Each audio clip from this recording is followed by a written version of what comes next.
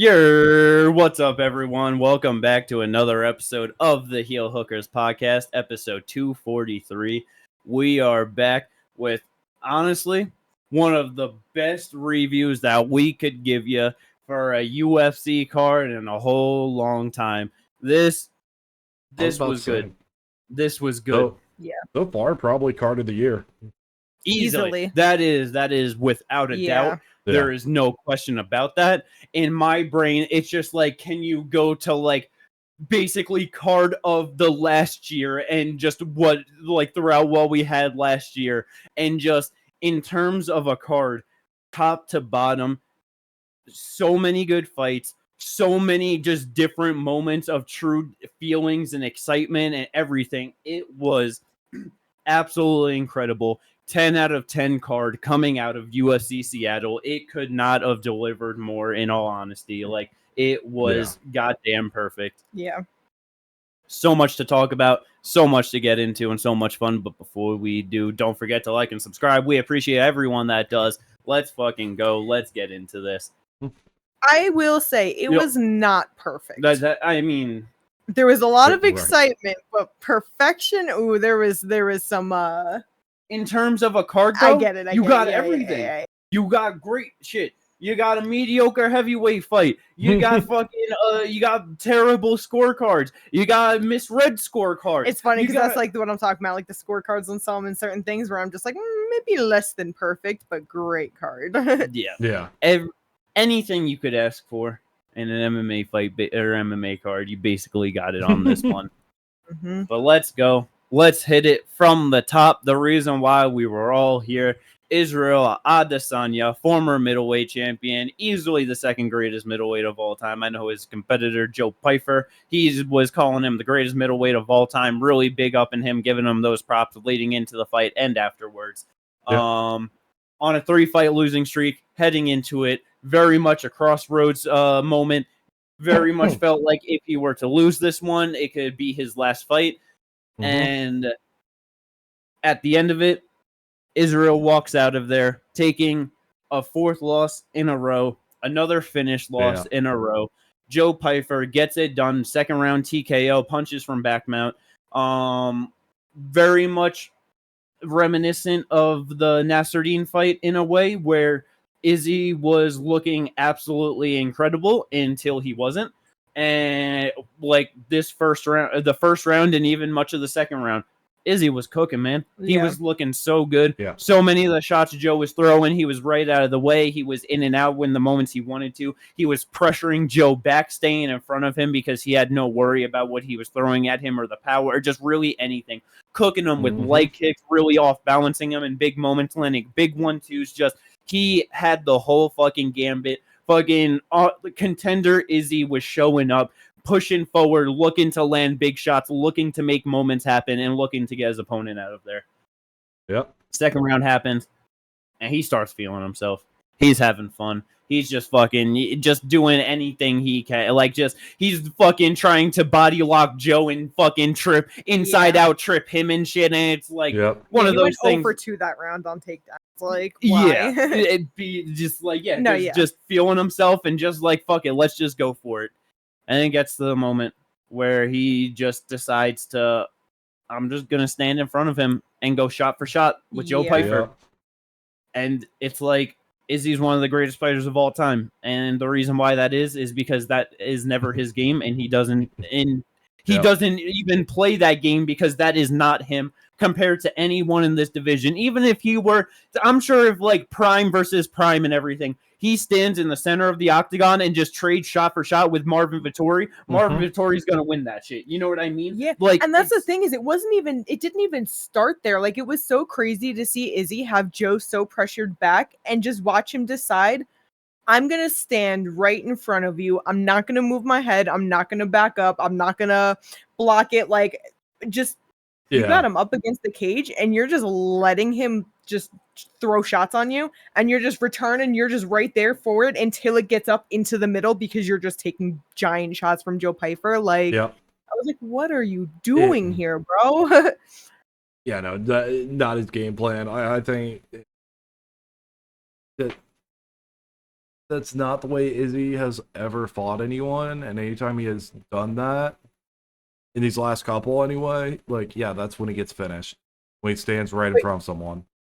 Yeah, and you know what, though? He said it, that it's like he went in there and he just wanted to have a fight and, like, feel a fight again, and like, the biggest thing that I took from him, oh, thank you, was, like, afterwards, I was really happy to see that he seemed like he was in a great mindset, you know? Yeah. That he was fully understanding that it's not really his time anymore. He's getting older. He was at the top. He was at the top for a long time.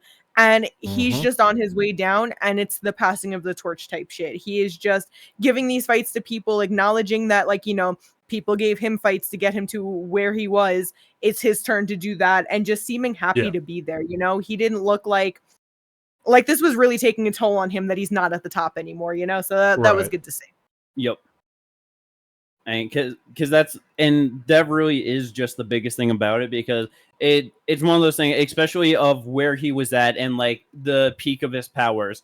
Like I said, the second greatest middleweight of all time at worst. Like, if you want to argue in terms of technical ability, resume, whatever, and just level of competition, yeah, I'm sure you can make those arguments into, like, try and have a real discussion of how he actually stacks up against Anderson Silva. It's one of those things. I'm someone of just, I will always hold the older guard in much higher regard overall than just in general. But like, so I'll hold Andy as the middleweight GOAT. It is what it is. But it's like, if you want to say that Israel's, I don't mind that at all. And it's hard for especially fans to see where he was and what he was doing, and now on a 4-fight losing streak. And they're obviously going to want him to retire. Yeah. But it's like, to your point, as long as he understands, like, yeah, that's like, he is just at the point that he wants to go in there and compete. He wants to just get in there with these guys, see what he has against them, win or lose. He just wants to feel like he's in a fight, and he even said that in the post-fight speech. And so it's like, in all reality, as long as the UFC isn't booking him in fights where it's like he's taking too much damage and getting beaten up too bad, because even with this, like, yeah, he definitely got beat up, but it wasn't even like it wasn't the worst beating, you know what I mean? Yeah. He took way more damage in the fucking Kelvin Gastelum fight for the interim title, in which he won. Like, you know, so it's one of those things where it's gonna suck to just see the decline. It's gonna suck to see him lose to people that he never would have lost to before. But to your point, he's got the great fucking mindset for it. So if he wants to go out there 1, 2, 3, 4 more times, and whatever the fucking results may be, it is, and he's just happy to be there and compete and let other people get a bit of shine off of having his name on their resume. Yeah, that's fucking awesome. I feel like there's no other better mentality you could have for the end of your career, in all honesty. He's set with money. He doesn't need to do it. It's strictly because he wants to. So just do your fucking thing, bro, and make some extra money, you know? No, yeah, 100%. And it's just one of those things where it's like, yeah, as long as they're not like really trying to book him against someone like it's like, oh, like, I would say like #1 contender type fight, you know, obviously a little past that 4-fight losing streak, but like, you know what I'm saying? Like, we don't need to be putting him against at this point, you know, a Kaio, a Brendan Allen, you know what I mean? Yeah. He's kind of in that spot where it's like, just give him fun fights, give him, like, you know, end a career like we're just having him fight these guys type fights, you know what I mean?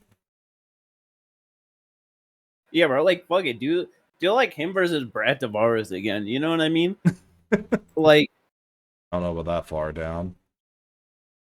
I get it, but I feel like they won't do something like that, it's like, yeah, but it's just but, like, yeah. I at least want to give him someone, like, we'd at least do something where it's like someone who's like at least semi-deserving to potentially fight for a ranking. We'd still at least do that. But we don't need to do like Brad Tavares. Hell, we could do like Michelle Olajayshuk's on a 3-fight winning streak right now. Why not? Yeah, but that's where it's like, I don't know, especially with like older guys like on the way out. It's like I don't have the most interest, like, especially with, like, I would much rather see Izzy in just like more like just older man kind of fights, you know? It's like, obviously it's not like there's the most in the division, but that's where it's like, I don't know, it's like, yeah, Like, I would rather, like, even it's like at this point, I know Whitaker's moving out the division, but it's like, give him fucking, you know, Whitaker again in a trilogy. Yeah, give Whitaker him fucking 3. Paulo Costa again. I was thinking Paulo. You know, like, that was one that I've been wanting for a few fights at this point that would be good for Izzy. It's like stuff like that where it's just like a bigger name, something that will still be fun, but it's like, it does not have to have rankings implications at all, because that's just not where he's at. Like, and to build someone off of that when his skills are clearly diminished and he's nowhere near as durable, it's just like, that's not overall. You know, it's just fighters a lot of times. Yeah, you need that name to like help get up there, but it's like, you know, you don't like. It's not like the greatest test. Like, I feel like at this point, there's somebody else like fucking. I mean, shit. Like even like Edmund Shabazian, you know, would probably be a closer test of being able to compete towards the back end of the top 15 than fucking Izzy. You know what I mean? Like. Yeah, right. No, I was just saying, because you just threw out like Brad Tavares, 2-fight losing streak, who honestly have also already retired. Yeah, but that's where it's like Izzy's on a 4-fight losing streak, and everyone thinks he should retire too. How are they that I far get what you're saying though, but he is still going to be ranked. Like, you can't just like take that out of it and be like, yeah, we're going to give Brad Tavares, because if Brad Tavares wins, they're going to feel obligated to rank him, and that's just dumb. That's not true at all. Though there's just so many other people that can get ranked. It's like dude was ranked number 4 and he just lost to 14. Like, that is going to be a big drop. I feel like at best he's going to be 11 or 12. Like, yeah, but you see what I mean though. At that point, if he's 11 or 12, Brad Tavares beats 12. Yeah, everyone behind Izzy moves up, and fucking whatever other person they're trying to push gets put into the division. You know what I mean? He'll be Brad Tavares at 15, and you know it. And then somebody wins and he gets, but like, it don't like that's. But that's why I'm saying, like, it's kind of like up to do that way when you just give it to someone who like is at least around there. I get it, but that's where it's like, end of the day, UFC rankings are meaningless. They're literally doing Brendan Allen versus Edmund Shabazian. Nothing fucking matters. And it's like, we talk about this all the time where like there's no, Izzy is on a 4-fight losing streak, getting finished in 2 of them and back to back. It's like, there's no reason for him to be fighting people that are looking to fight for a title. Okay, you know what I mean? What I'm saying, I'm not even saying like for a, I'm just saying like, we could at least give him fucking strikers. Hell, we could give him fucking Edmund or fucking Shara for all I care. But like, we're not. Shara would be a better one. That's someone that's not going to be pushing for a title. But like just somebody like on the come up. Like, you know what I mean? Like, that's where it's just like, I just feel like there's no real reason to do that. Like, for Izzy, it's just. No, and I get what you're saying. It's just one of those things where they're just not going to do that. And I feel like it's also just something that you just, most of the time, you just don't do in combat sports. Like, combat sports is a we eat our old type of thing. You know what I mean? The young eat the old. So it just is what it is, and that's what is more than likely going to happen. I'm at least just like, let's just give them at least strikers instead of giving them guys who are like, you know, Joe Pyfer, big, powerful, but he's also came out of a wrestling and jiu-jitsu base. Like, yeah, let's give him someone who's like strikers and shit. That's where it's like I get it, but like, honestly, like, even at this point with Izzy, I don't even think it's necessarily just like really the grappling that was. I know. Like, obviously, like, that was the finishing sequence, which ended up playing real bad. But it's like at the end of the day, he went out there, was winning the fight, and decided to just throw it all away and just have fun. So it's like, if he's gonna just fucking do dumb shit in front of strikers, dude's just gonna get put out anyway. You know what I mean? Like, well, it depends on the strikers. I get your point though. Like, but yeah, but that's where it's just like, yeah, like, it just, I would just rather see him in fights against people that are older in the division, and it's not meaningful towards. Like, it's not meaningful towards rankings. You know, you would have preferred, you know. Even though, like, Whitaker's leaving the division, we could have gone Whitaker 3. We do Paulo 2. We could also do Vettori 3.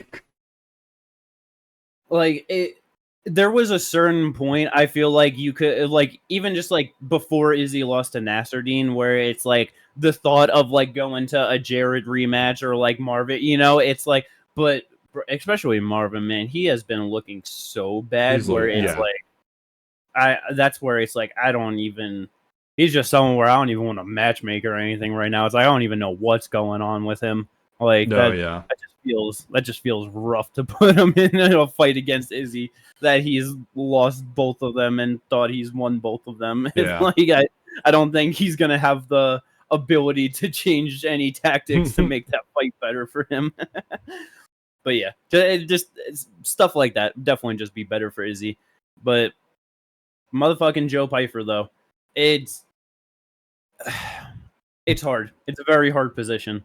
Yeah. Because and it's like coming into this week, obviously has just had a lot going on. He has very much just seemed like he has a change of tune and just how he's been acting and his demeanor. Yep. Talked about in the post-fight speech that it was just a few weeks ago. He thought about taking his own life. So I'm very happy for him that he decided not to. He has whoever around him to help get him through and was able to get here and he talked about that in the post-fight press conference. Yeah, and so just being able to get the help that he needs to be okay, make it through, show up on last night, and to be able to get a win like that is just absolutely incredible for him. No, yeah, and I'm like really happy that he got the help and he did everything they needed to do. And I'm really glad that he's willing to be so open about it. Because, yeah, Joe Pyfer, huge guy, 6'2", probably walks around 225, jacked dude, and talking about his mental health struggles and what he went through and what he did to fix it. That's a really big thing. Yeah, for sure. So, yeah, awesome to see. But it's like on the flip side, it's just a tough situation of he gets the win, gets the finish over number 4 ranked Izzy and a former champion. And it's like we were talking about in the preview. The level of competition that he fought going into this one is just such a vast difference. Yeah. That you now just got to win like that over a top ranked guy. You're going to be in that mix. And it's like he was just getting cooked by Izzy the entire fight until Izzy decided to just be stupid and stand in front of him, which nobody else in the division is going to do. You know what I mean? Yep. Like nobody else at the top of their game right now is just going to go and just be like, I'm just going to fight this fight after clearly winning and dominating, fight this fight in a way that I could easily lose it. And I'm just like, I do not know if him going up into the top of the division after a performance like that is going to be good for him and his career at all. I still want to see him against Kaio. I feel like that's a good fight. Yeah. Just because, I know Kaio looked good in his last fight. Who did he fight again? He fought RDR, but he's... RDR, yes. Kaio isn't the great... And it's like, Kaio's not the greatest striker. Both their strengths are in the jiu-jitsu. So it'd be really interesting to see because they're both fairly basic on the feet. Joe Pyfer definitely... striker. But he's just not that threatening though, generally. You know, so it's like, and he's able to get caught. And I just feel like if he has somebody in front of him like Joe, who, he is powerful, he will try to go for it, and he is like a strong grappler. I just wonder if that's gonna bring out the tentative Kaio that could easily have him lose because he's not doing enough, Yeah. Especially with the speed difference. I don't know how fast Kaio is compared to Joe, but Joe's fucking fast. His strikes come out quick. That's where it's like, I feel like he has moments where they do and then moments they don't. You know what I mean? It's his straights. His straights are what come out quick. Everything else isn't, but his straights are pretty quick and Kaio can get caught by that. Cause it's because when especially in the first round stuff, when Izzy's just standing in front of him and just doing his thing, whatever, there are moments where quick shots and quick combos were coming out and just touching Izzy, but that's where it's also overall, it's not like Izzy has the greatest chin, especially at this point. And so it's those weren't the shots that were hurting him. That's where watching it just felt like Izzy had no care for his power at all, which is obviously Joe, just big striker, you know what I mean? So it was just kind of surprising to see that. So that's where it's I'm just I don't think that Joe, the big shots that he's going to throw and try and land on Kaio, I feel like he's going to easily see those and just get out the way. I feel like I don't think this is the kind of fight where Kaio is going to gain any fans at all. People are gonna fucking be like, it's gonna be a boring fight. It's gonna be shit. But I feel like he easily wins the decision. Like, I just feel I don't know. I get what you're saying, but like, I have such a hard time catching him. No, and I get that, but like the thing is, like, he has to fight someone right in that range. And Brendan Allen's booked right now against Edmund Shabazian. You could do Fluffy, you could do Kaio. Strickland's booked. They're probably booking DDP versus Nasruddin as we speak. So it's like, he has to fight someone in that range. I hate it.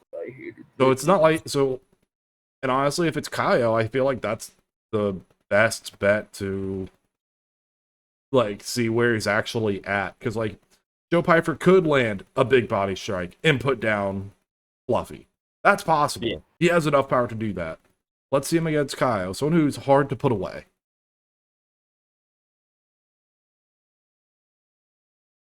That's fair. I know they have Izzy at number 4, but I wonder if they will have him right in the mix right there. Because if they moves to something 4 like a RoboCop, that could be so good. Him versus RoboCop was the fight I wanted to see next for RoboCop, and then they booked him against Izzy. Okay. Like RoboCop, Jared, CLD, Fluffy, I feel like those would all be such better options for him. Like it. Oh, I know, and that's where it's like it becomes rough. Like, bro, like in all reality, he is after this win. I truly believe he is easily closer to getting the next title shot after Strickland than he is to fighting fucking CLD or RoboCop in his next fight. Yes. Like that is just a fact. Like, and that's where it's just, I just don't think it's good for him. No. So it's just like, if he is like going to fight someone in the top 5, Kaio is easily going to be the best overall matchup. I feel like it's still terrible. But yeah, then he fights Kaio.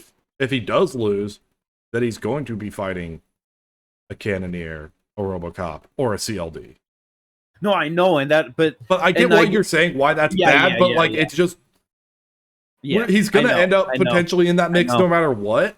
So it's just that's what the UFC did with him booking him in this fight. You know what I mean? Like it's one of those things. Besides, like Joe Pyfer could completely surprise us, put Kaio away, and it's just like, all right, that's very true. So I don't want to put too much on saying, oh, he has no chance in the top 5. Like, there are a lot of people I'm favoring most of the people in the top 5 against him. I feel like stylistically Kaio is the best one besides like Fluffy at the top of the division that I think he beats. Just because the body shots are just and it's like he has to just literally be in front of Joe Pyfer the entire time. So like it's saying just those, having those fast hands in those like, just with the straights in like the in close moment, it's like Fluffy is literally going to be there the entire time for him to just tee off on. He will easily be more physical than Fluffy, just more powerful. Like, and that's why it's like I'd rather see him against Fluffy because stylistically overall favorable matchup. I feel like for Joe Pyfer in there, but it's like that's still a guy at the top of the division, and so it's like just because the style is good, what is your level actually at? And so that's where it's like I'd rather see that for him than going right into a fight where it's like that's a rough style matchup and just a rough skill matchup. But it's just to your point. The UFC is going to do it because he just beat number 4. It's a huge win. Like, that's just where he is at. Doesn't matter how we feel or what we think is better for him. It's what he's going to get offered. And he is an American fighter that reps America hard. And I'm sure they will have no problem putting, and that's where it's like putting him into a title fight right after Sean Strickland. Like I said, they booked DDP versus Nasser, and they're like, Hamzat wants to come back in like October, and they decide to book DDP Nasruddin in like August. And then it's like, okay, Joe Pyfer right there. Yep. Yeah, and it'll literally be like 2 weeks before the fight happens. They'll be like, Joe Pyfer's getting the next title shot. These guys are already fighting, so what can we do? There's nothing we can do. The crazy out of our hands. But yeah, end of the day, good shit for Joe Pyfer. Got himself a bonus for that win as well, so that's awesome. Yeah. But yeah, we will see what happens to both of these gentlemen moving forward. talking, how I said earlier, this card was full of emotion. I have never in my life watching MMA and UFC have ever thought so much that I just witnessed somebody die in front of me and I am looking at a lifeless body. That was truly horrifying what Alexa Grasso did to Macy Barber in that fight. Yeah. It is, hard to just even put into words and just describe it. Like, just the perfect left hand, just right on Macy's chin as she was coming in, just full fucking force, clips her, rocks the head, fucking makes her just crumble like into herself, basically just sitting down. And the way Alexa Grasso just hopped on that rear naked choke on her lifeless body already, just starts ripping it. Ref breaks them apart. She lets go. Macy Barber starts just like, Macy Barber starts trying to like go for the legs of the referee because clearly out of it. He's just kind of like tapping her, just like over, like, it's okay. And as he's just doing that, she just in his hands fucking falls over, eyes open, lifeless, hands just like out, and was just like that for minutes. And it was just one of those things where it's like, especially if something bad did happen, it's like UFC, you don't really need the camera just kind of right up in her face showing that constantly, like, for so long, you know what I mean? It's like, I don't know. Just feel like that's not... If you had time for a commercial break, this was the point to do it. Yeah. Like, and... So, it was just super scary, man. Like, that, it's even just hard to, overall for the fight to have, like, any feelings about it aside from just that, because it was just so much in the moment, you know what I mean? Like, it was definitely just brutal, just watching her fall limp and then just being like, I need to make sure she's breathing for a second, because like you said, the way that there was nothing behind the eyes, just lifeless, like, just crazy. Just insane. Like Jimmy said, it was Go ahead. Oh, because I was just going to talk about the fight, so go on. Oh, yeah, no, I was just going to say, like Jimmy said, it was the perfect left cross, like, just coming straight in, lands, she goes down, she throws one, like, little hook, realizes, oh, she's, like, not really there, hops on the back, cinches that rear naked real quick, and the ref was in there within, like, 2 seconds of that rear naked choke being put on her. Because he knew. He was like, bro, she's literally out from the knockout. Now you're gonna choke her out unconscious in a different way. Like, it's like, I was not counting Alexa out in this fight by any means. I didn't think it was gonna happen like this, though. No. Like, I knew that just, Alexa's boxing, though, is just so fucking crisp. So if you're just gonna run face forward into her, like, you can't. You just fucking can't. 12 strikes. 4 of them were landed to the leg, 8 to the head. That's all it took. Like, that's so crazy. Yeah, man. Easily one of the most vicious finishes in UFC history. Like that. Yeah. It knockout and sub of the year contender. No, for real. Like, it's fucking... But it's like, aside from the viciousness, I am happy for Alexa, as much as, like, it would have been, like, good for the division. It would have been good for Macy, just all of the things. I am happy for Alexa because she has had a rough fucking run, where it just, even to the point of just questioning, like, bro, like, can you still fight? Like, are you just looking worse in your fights? Or is it just, Valentina's the GOAT and Natalia was just a really bad matchup for you? You know what I mean? And she really came out here like, nope, fuck this streak I'm on. We're getting it done.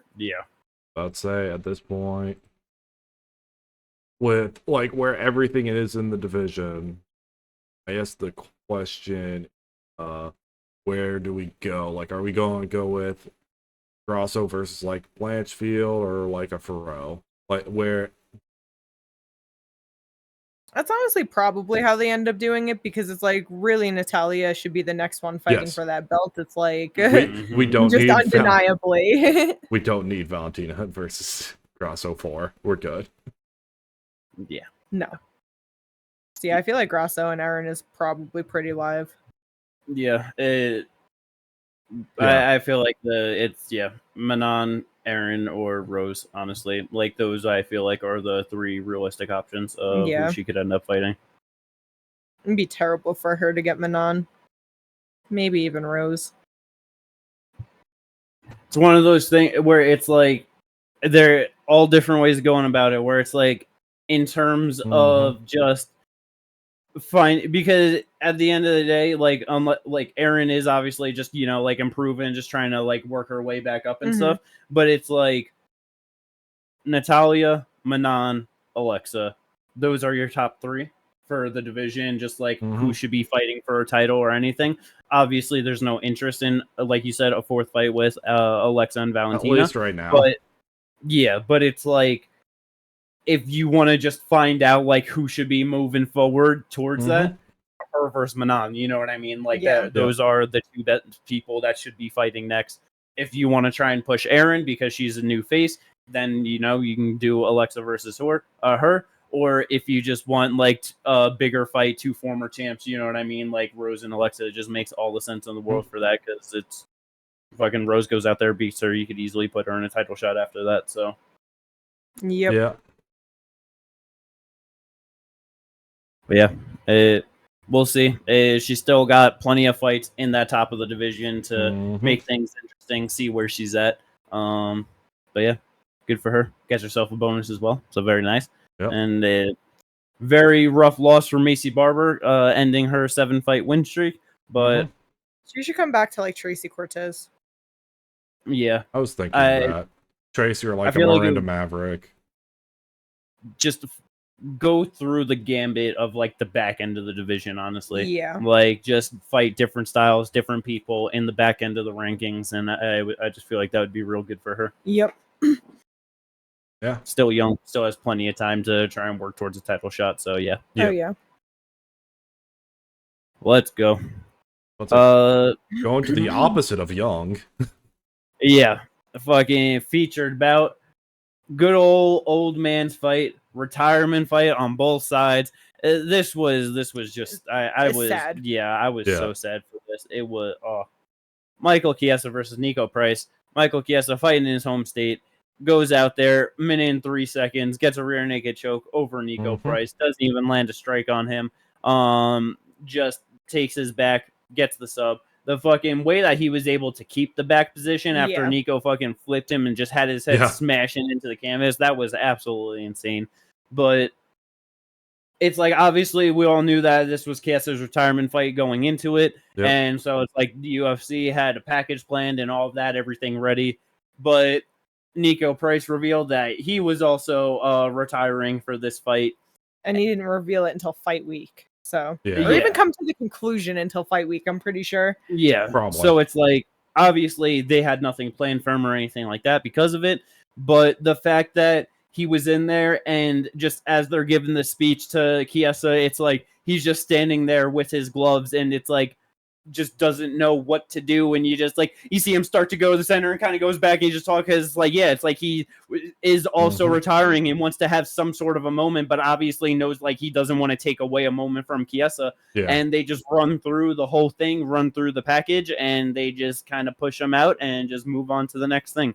And so it's like, obviously Chiesa deserved all that love and everything to get that. That was the whole point of him fighting there. But it really sucked that with Nico Price having so many fights in the UFC, they just kind of did that to him and didn't give him anything. No, it's like the fight lasted a total of 1 minute and 3 seconds. You're telling me you couldn't have handed him that mic for 2 minutes, like after the Chiesa speech and before the fucking Chiesa thing, just being like, and before we get to that, just let's give a moment to Nico. That's all you, like, you know, it could have been so easy, so swift. You literally could have given him 1 to 2 minutes, like. Yep.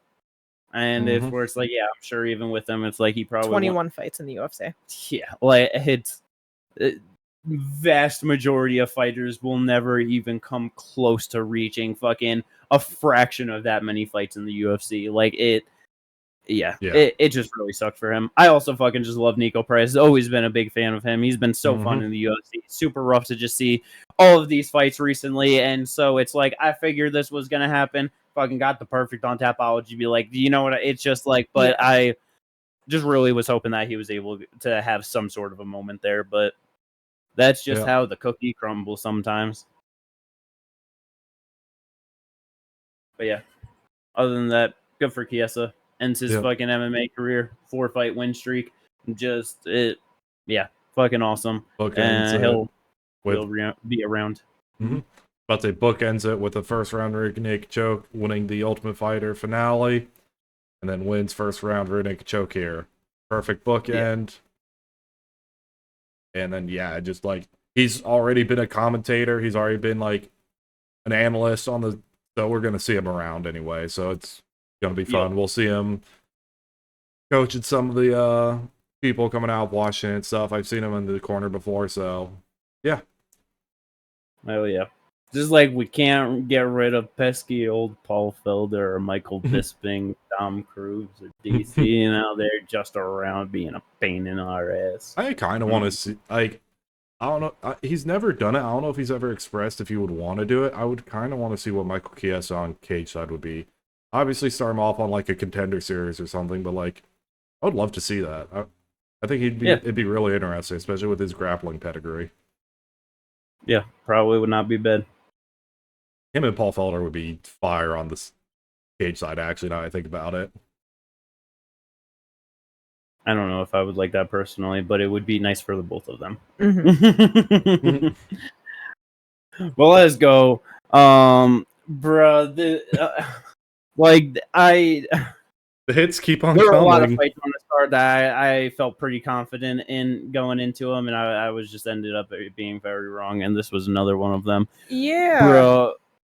Well, I wasn't very confident, but I felt it in my bones that GCJ was going to go out there and do the damn thing, man. I just felt it in my bones. Yeah, because when you have a guy that's 13-5 coming in, making his debut he's 1 month away from being 31 years old in the featherweight division. He's been finished 4 out of the 5 times he's lost. And then you have Juicy J, who, you know what I mean? It's like he's been around for fucking ever. He has fucking over 40 professional fights. It's like, you know what I mean? Like, of course it feels like Juicy J is going to get it done. Douglas made quick work of him. I was about to say, brother. I thought it was going to come in the second round. That's what I predicted, but... Bro, those leg kicks were cooking him. Dude, at the end of the fight, after he... Cooking him. Yeah.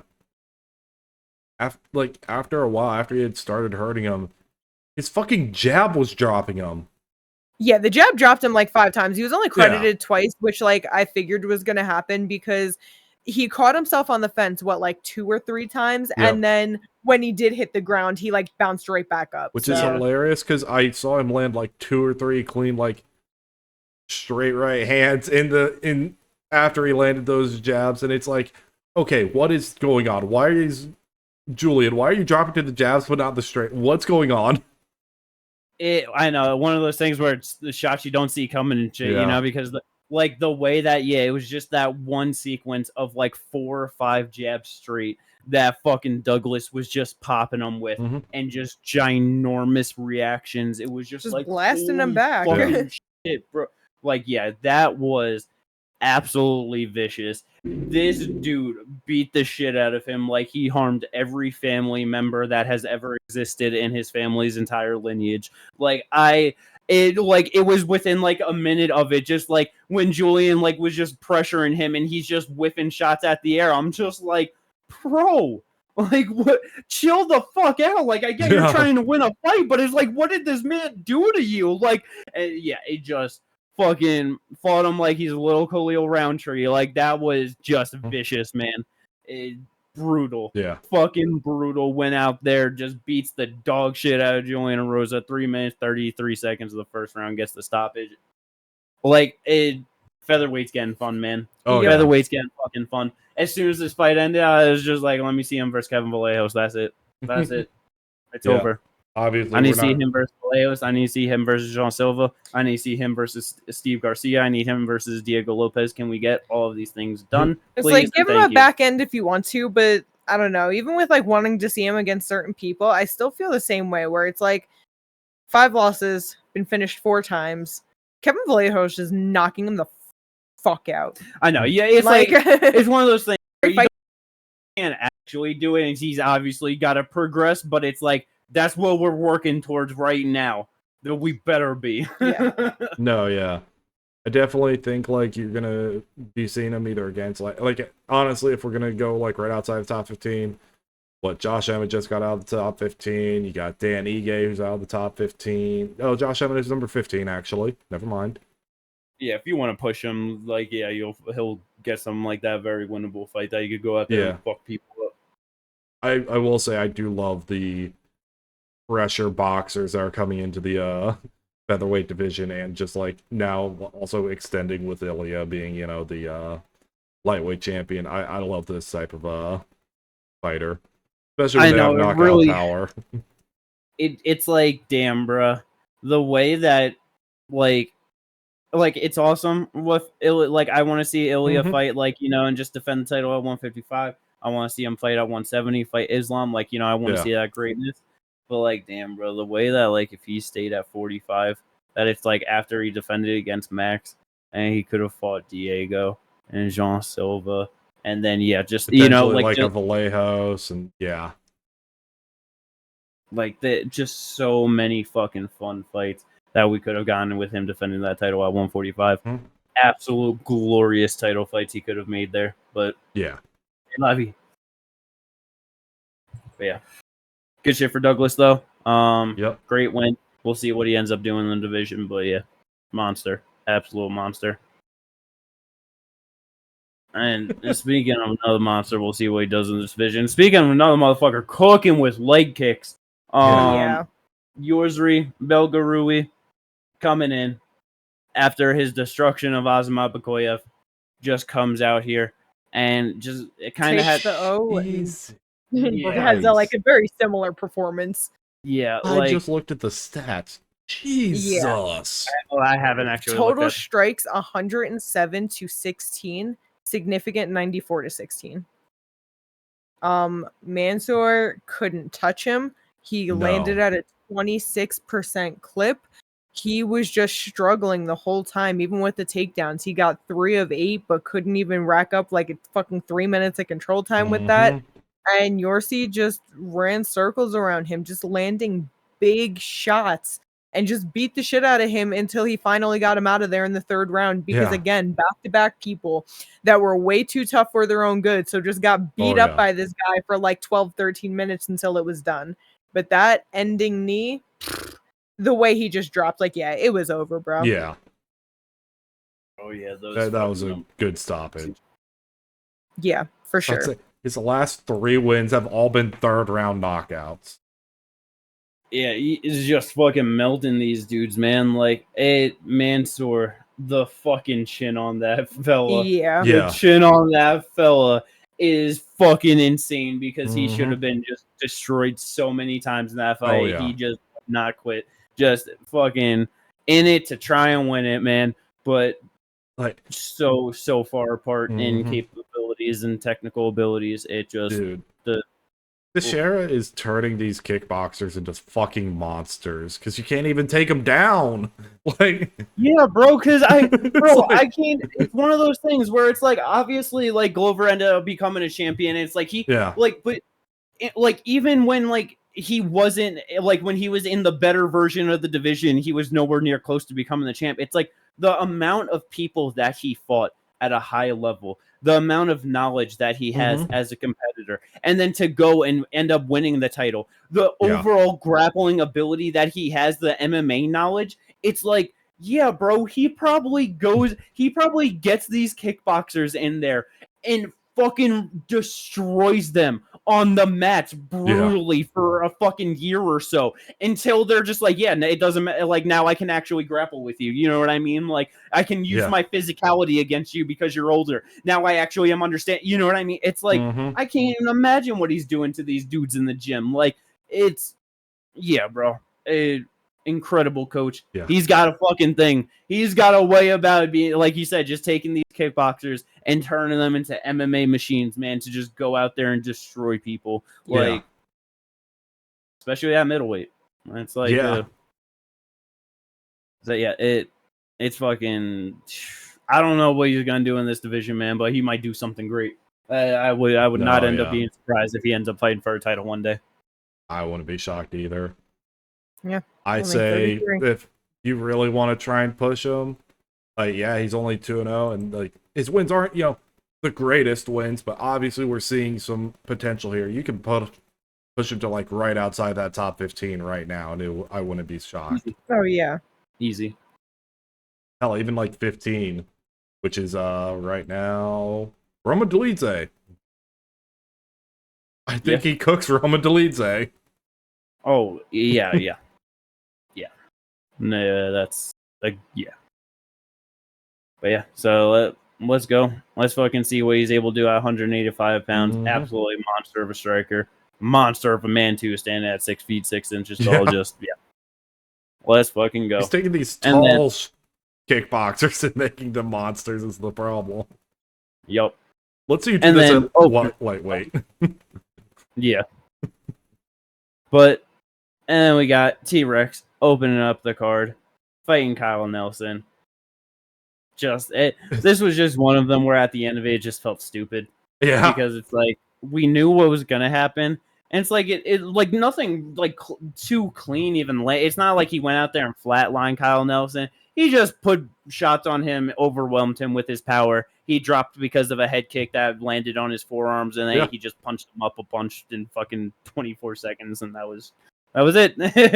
T-Rex just going out there in his home state, just fucking cooking Kyle Nelson. There's not really much else to that. Other than that, it's crazy. 8 wins in the UFC, 8 first-round finishes in the UFC, never received a bonus. So, just a crazy stat there. Never received an official Fight Night bonus. Yeah. But yeah, let's go. That's the main card. All finishes. Absolutely glorious. So much fun. So many emotions. The fucking prelims were incredible, too. There was no shortage of fun and bangers and incredible, honestly, we could just go terribly awful fights of just fucking... Oh. I'll be honest. I think we just go top down from this. Let's do it. Might as well. Tafik Masayev, Ignacio Bahamondes, fight of the night. Kind of crazy looking at the strike numbers afterwards. Yeah, because I feel fake. I know it just like and because I kind of had the thought during it at some point that it was like I think it was like beginning of the second round or so, I forget when, but it was like the fight was so much fun and just everything, the emotion going into it, but I had the thought of like I feel like this could easily be a fight of like going back and like trying to show someone that like it just doesn't feel as crazy rewatching it, and then it's just the strike numbers just I feel like kind of end up showing with that. But like man, oh man, it's one of those things. You got Ignacio Bahamondes, Tafik Masayev. They are both knockout artists. They both go in there to absolutely bludgeon their opponents with everything they got. So anything they're throwing and attempting, it's just you're like, oh shit, what's gonna let you know what I mean? It's just it is high amplitude. It's viciousness behind everything. And once Tafik opened Ignacio up, it became a fucking bloodbath, man. I can't remember the last time I've seen that much blood on the octagon from a single person, if I've ever seen that much blood on the octagon from a single person. Bro, it was a lot. There was a lot. Like, percentage of that cage was covered by just Ignacio's blood. Like, yeah, because no one else really got bloody the rest of the time before or after. No. Yep. Izzy made a little blood splatter at the end of the fight with his nose blood, like, when the fight ended, but like that was basically it. So, yeah. And then just, whenever it was on the ground and Tafik was on top, it was just over. Like, Ignacio just was unable to get out from under him, and Tafik was just landing vicious ground and pound the whole time for most of it. Yep. Giant headbutt. Yeah, that was like big cage grab, big headbutt. Yeah, massive things in there from Tafik. That probably fight changing. Like, no, that ref needs to be fucking fired. Because I don't know if it was the headbutt that like really cut him open that it was badly. The elbow. Okay. Because the headbutt, he was like turned. Ignacio was turned off to the side like this, and it landed like on his chin. Yeah, but yes, it just definitely still illegal things to have a big impact. And yeah, just that like you said, that ground and pound was just absolutely vicious. Earlier on, before Ignacio was covered in his own blood, he was just trying to, and I mean even afterwards, but like trying to throw up a lot of submissions off his back, go for certain things, and it's like had little moments of felt like just might actually have a chance with going for something, but it's like as soon as they were both covered in blood and he's going, it's like it's way too slippery, man. Like you're not. And then you're not getting it. Like you gotta get up from that shit, so you're not just getting your face beaten and just bloodied up more. Like the actual cut being from like his eyebrow up damn near to his forehead. And this is the real reason I'm saying the ref needs to be fucking fired. Not even bringing in the cage side doctor to look at that shit. Yeah, you have the illegal shit. Sometimes they miss it. Sometimes it happens. You cannot be missing that type of shit as a referee. Yeah. No. Yeah. Like obviously nothing happened because of it, but you're there for the fighter's fucking safety, and like you're not even like actually doing all the proper shit. Get the fuck out of here. No, I definitely get it. It is like that was a vicious cut. Absolutely vicious. Like that, like I said, just lost so much fucking blood. Like it was just as soon as that fight was over in my head, I was like, get this man to like insane. Good for both of them to get a bonus though. Great fight, but wild. Then the next one I was so worried for. I was really hoping that Chase Hooper was going to be able to go out there, do his thing. I was just kind of worried about the physicality difference between them because Chase is just not physical at all for a 155-pound division. And Lance Gibson Jr. went out there and just fucking started ripping them to pieces. Finished him off with the fucking, what was the head kick that, like he landed head kick and then like the knees afterwards, right? I'm pretty sure there was a head kick in there, But yeah, it was just super rough. As soon as Chase went down, ref fucking came flying in, trying to get them apart. Chase was still just trying to grab a hold of him and everything, but it's like, the fight was over. Good stoppage. Chase wasn't arguing and afterwards, so that's where it's one of those things. Like, if the ref stops a fight and the fighter that lost doesn't say shit about it, there's literally no reason to say shit about it. Obviously, they either are too concussed to argue it, or they were mentally done and they are fine with it. Which it's okay. And like that's why you got fucking refs there to stop it, because the fighters shouldn't have to always just even if they're mentally done, just be like, yup, I'm done, or corner stop it or whatever, and just have that, like it's you just stop it.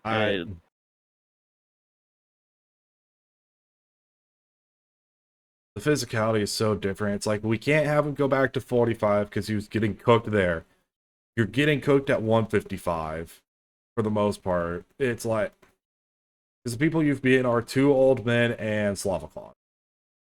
Sorry, Jordan Levin as well. It's rough for him. Like 155 is such a tough division, especially for someone that's so chinny. I don't know how much of a change to his strength and conditioning he can do, but he needs to figure it the fuck out. Like, it's not like, I'm not saying like, because I know some people it's harder to bulk up and all that. I'm not even saying to bulk up. He just physically needs to be stronger. Yeah. No, he does not have the strength to be able to take down these guys. Yeah, well, I get it. It is just a pure physicality problem. Like, obviously, he has defensive holes and just holes in his striking overall, but it's like, if he had real physicality for this division, it would be an entirely different situation. No, yeah. But yeah, so good for Lance Gibson Jr. is able to get it done in the first round, gets his first UFC win. Was getting mercilessly booed by the crowd after he beat Chase Hooper, the hometown guy, and then he had to quickly explain to them that he was born 10 minutes away in whatever hospital, and then they went crazy for him, cheering and yelling and screaming. They were very happy for a hometown guy to win. So I love the switch up of a crowd. It's so funny. It's always so good. It's always so fun. Just his dad in his corner, who had fought in the UFC decades prior. Yep. They both now share the same record in the UFC of 1-1. So very nice. Yep. I think they mentioned something about his dad's win being like a knee knockout as well. I believe it was, yeah. Yeah, so just a cool thing to have as well. Just getting a win in the UFC in the same fashion as your dad. So now they're gonna cut him just like his dad? Well, no. His dad wasn't cut because he was in the early days. It's a joke. Go 1-1 and done, you know? Yeah, he fought on UFC 24, fought in Shudo, then fought on UFC 29. I mean, he did lose to someone bad. He lost to Evan fucking Tanner. Yeah. Yeah, it was a knee in the 3rd round. Yep. So yeah, good for him. Very nice. Tyrell Fortune almost, technically did lose the fight at first because Bruce Buffer read that Marcin Tybura won. And then he stormed out of the cage very upset. And then they had to promptly bring him back in and read the scorecards because Brucey Boy fucked up. Yeah, when it was 30-27, 29-28, it was just like, Tyrell got this. Like, I got good for him. Get done. Right, scorecards. And it's like, yeah, I'm fine with that. But it was just like, if there was anyone that was going to have a 30-27, it was impossible to give it to Marcin Tybura. Yeah. And so when Bruce read Marcin, it was just like, what in the fuck is going on? I was about to say, Katie was speechless. You were crashing out. All I could do was laugh because I'm just sitting there going insane. And then they get him back in and do it all right. And then it's like at that point, I just felt bad for Tybura because it's like they fucking read him as the winner, and now they gotta be like, oh yeah, no, and actually not. Never mind, fuck you. Like, get out of here. We're talking to this guy now. Like, and then for Tyrell to just have that crazy fucking switch up of emotions, it was. Although I will say that I think a 30-27 either way is just crazy. There was no 30-27 in there. Yeah. Yeah, I had 29-28 for Fortune as well. Yeah, it was, as I was watching, I wasn't really judging it or anything. It was at the end of it, it was just like Tyrell clearly won. So, round 3 was also clearly Tybura to me. So it's like, and the first round was clearly Fortune. Right. So nobody got a 30-27. Yeah. So, but other than that, wasn't the greatest fight overall. Just the shenanigans with the scorecard. So that's the best match in there. It was so funny that we're all just having such different reactions. Because me and Katie, like, we're listening to the score, and we're both like, yeah, we both had 29-28 Fortune. Marcin! And just like, huh? Yeah. Absolutely ridiculous. Casey O'Neill surprised everyone going out there knocking out Gabriel first round. Absolutely beautiful stuns her with I think it was a check left hook, and then just started pushing her back, landed shots, put her fucking like dropped her, put her down. Absolutely awesome for her, man. Yeah, great way she was hurt, just put it on her. Yep. So, yeah. Good for her. Actually, might be rising as a contender in this division finally. Who knows? Yeah. We'll see. Would be good for her. Yeah. Oh yeah. Navajo Sterling finally gets his first UFC finish, and I'm still walking away unimpressed by him. I don't know, man. I don't know what it is. It's like he's not a bad fighter either. No. It's like I really, truly do not know what it is. Because there are plenty of people that aren't the most exciting, but are just technically very good, and I enjoy them, whatever. But I just don't give a fuck about Navajo Sterling. But got a second round finish over Bruno Lopez, so good for him. Late stoppage is what it is. He called out Iwan Kutalaba. Oh my God, my boy beats his fucking ass, and I totally forgot about that. That's a terrible call out. Terrible call out. Let's fucking do it, man. Let's fucking go. He called him out because they were supposed to fight, and Iwan had to pull out. I think, if I remember correctly. Kute Labs absolutely fucks him up, and then maybe at that point that it will finally be a good enough win for Kute Lapa that they can graciously allow Khalil Roundtree the rematch against him, and we can see what happens. True. Let's go. But I don't fucking know how Ricky Simone and fucking Adrian Yanez ended it. Yeah, I think the whole world was baffled about that one. I don't think anybody understands other than were the judges just giving Ricky rounds 1 and 2 for hometown love, and I guess they were close enough, even though round 1 it was just like, bro, Yanez won this round. Round 2, even after the takedown, I low-key thought that Yanez did enough to win the round, but if you want to give it to Ricky, I'm not mad at that. But then round 3 was a 10-8. Yeah, but like, or like, you know, like the 2-0 for Ricky, those first two was just crazy. That's so crazy. Yeah, the fact that it wasn't, you know, a unanimous draw, it was a majority draw. One of the scorecards was for Ricky.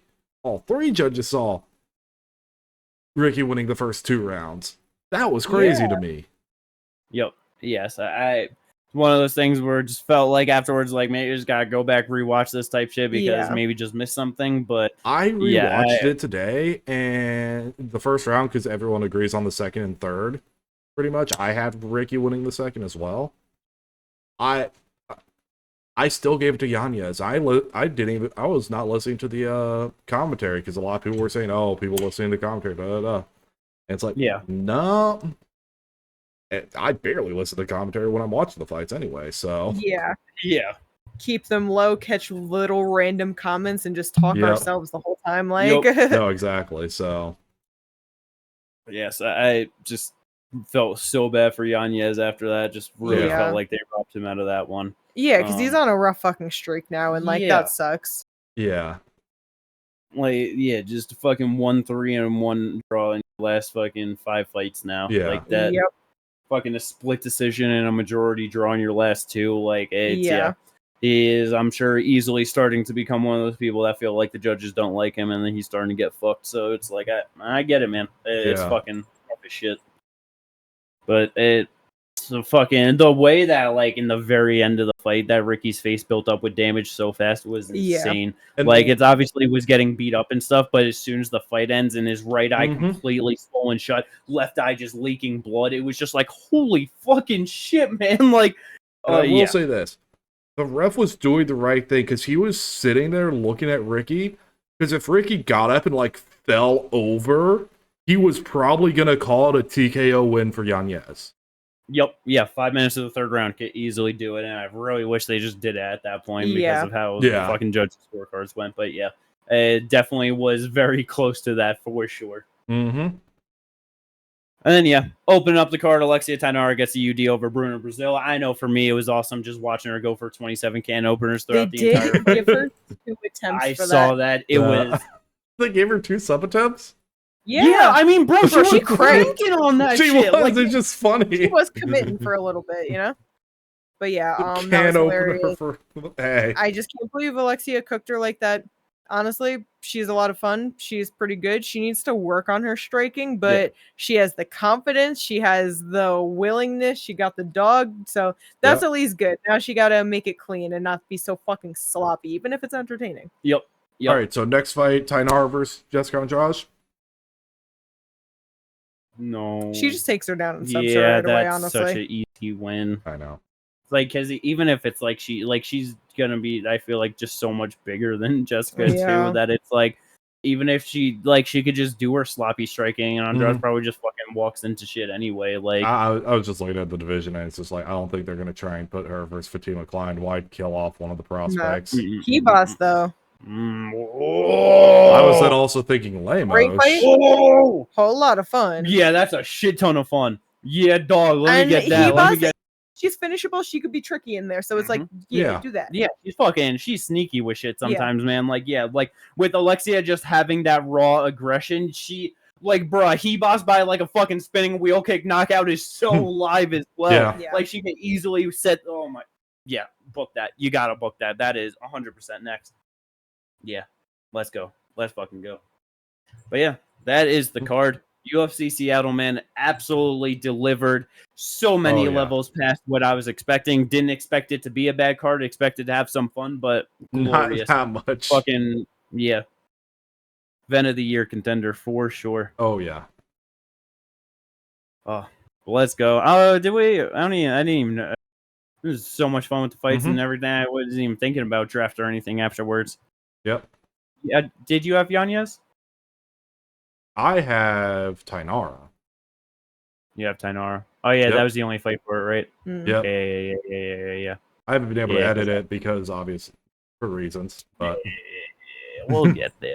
We'll get there one of these days. And then I want Topology. Right. Well, because we're not going to skip over this. I broke the streak last week and we didn't do the video or the pod because technical difficulties. I had computer issues. Oh my god, my computer was fucked, everyone. I fucking cooked you did last week. Yes, you did. Don't remember the numbers. Don't remember how many I got right. Not gonna check. We all cooked because we were all top 3 in the group, it was you got 12 right at 865 points. Me and Jimmy both got 10 right with 675 each. So we came in second, tied. I didn't even look at it. I didn't even know that. Hell yeah. High fives everyone for last week. Bada bing, bada boom. Yep. This week I did not cook. Like, what's funny to me about none of us cook, really. Is listen, I got 475 points in total. I got 6 of 13 correct, okay?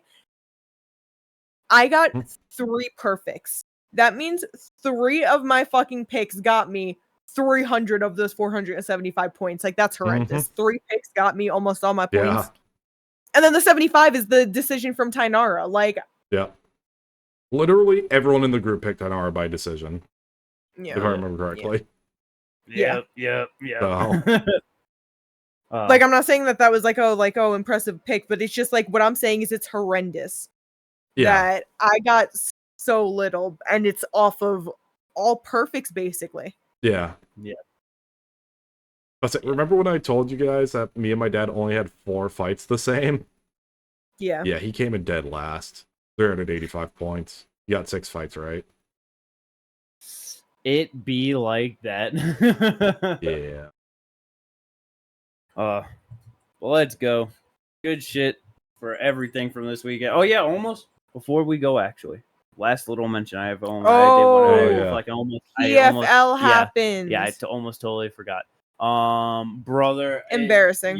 Quick mention. I don't have to go long, but like, yeah, I assumed Johnny Eblin was just gonna beat Brian Battle with the grappling advantage. I figured he would wrestle fuck him too. Because it's always one of those things, because it's like, we saw it with Patchy Mix. You know how it's like, Bellator champ, doing great, comes to UFC 0-2. Obviously, there's things with that, but loses 2 fights, can't even beat a guy making his UFC debut, and then gets bounced out the division. So with Johnny Eblin, I've looked at him as a real legit guy for a real long time. You know what I mean? But like, so like Brian Battle, obviously it's not like he was the best guy in the UFC. Dude went like 7-1 or some shit in the UFC. Like, it fucking had a real good fucking run. Like that, So it was just still assumed that, like, Johnny Eblin had that ability to beat someone like that, whatever stylistic matchup, but you never know.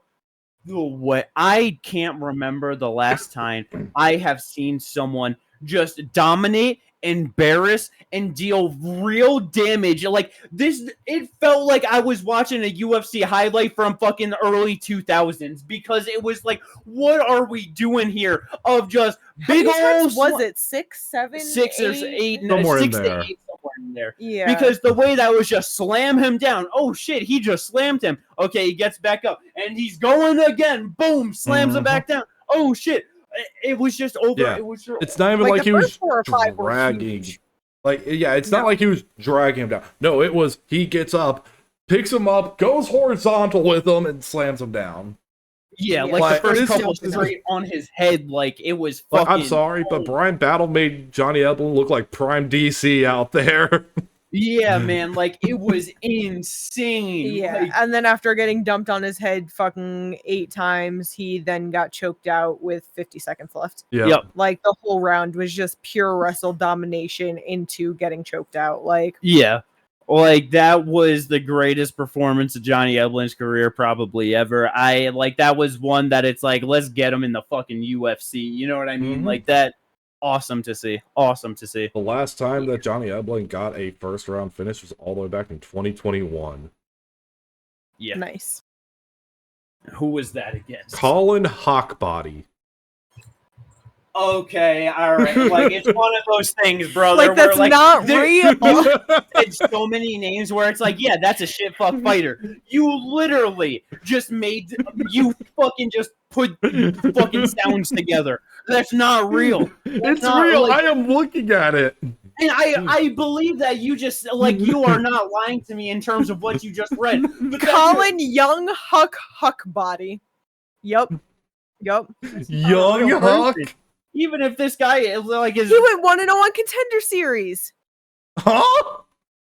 He beat Kyron Bowen back in 2020. He got a contract and never fought in the UFC. What? Not even a canceled fight. all right, this has got to be a post-pod thing for Ginger to figure this out, but Yeah, we're going to figure out what the fuck happened to this man. And don't worry, everyone, we will get back to you in the next pod with that. But yeah, just... Last thing, Impa. Yep. Yeah. Impa got the win. That was fucking awesome. Bro, it really was funny of how we're just watching, it's just going whatever. All three of us look away from the screen. I forget for what reason. And then Ginger's just like, oh, what? And I just look back and fucking Dalton Ross is dead on the floor. And I was like, what the fuck happened? And yeah. It was a clean, delayed fucking 1, 2, 3. Fucking Impa throws the jab, clean shot on Dalton. He steps back, right hand, left hook, down. Beautiful end of the fight. That was so nice. And then a couple ground strikes afterwards to do him justice. But it was over with that 1, 2, 3. Yep. This man tried to pull a Yuri. He tried to pull a I'm not ready, so I'm gonna stay in the regionals and then come back to the UFC when I'm ready.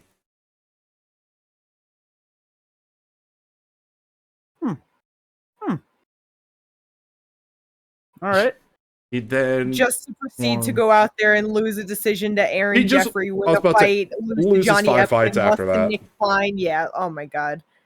At first, honestly, the first couple aren't like the worst losses. No, but it's still just that you could have. I was about to say UFC also fights, Jimmy, you want to talk about made up names? His last win is Ruben Roundstone. Yup. Okay. Sure thing. At heavyweight. Sure thing. But yeah, so I just want to do the quick little mention of those two again. Nice first round wins on PFL. Very nice for them there. So yeah, let's fucking go. That is everything for this episode of the podcast. I hope everyone enjoyed this one. Don't forget to like and subscribe. If you did, we really do appreciate everyone that does. And we will catch you. I can't fucking bullshit you. This next one's gonna be rough. Yeah. This next one's gonna be rough. Don't expect enthusiasm. Yeah. Nowhere near as much excitement. You'll get enthusiasm for the main event. Probably the co-main. That's about it. I can't remember the co-main. Have no idea. Virna versus Tabitha Ricci. Okay. So I said maybe for the co-main. Nothing else. Well, let's go. That is all. Peace out, everyone. We will catch you then. Yay!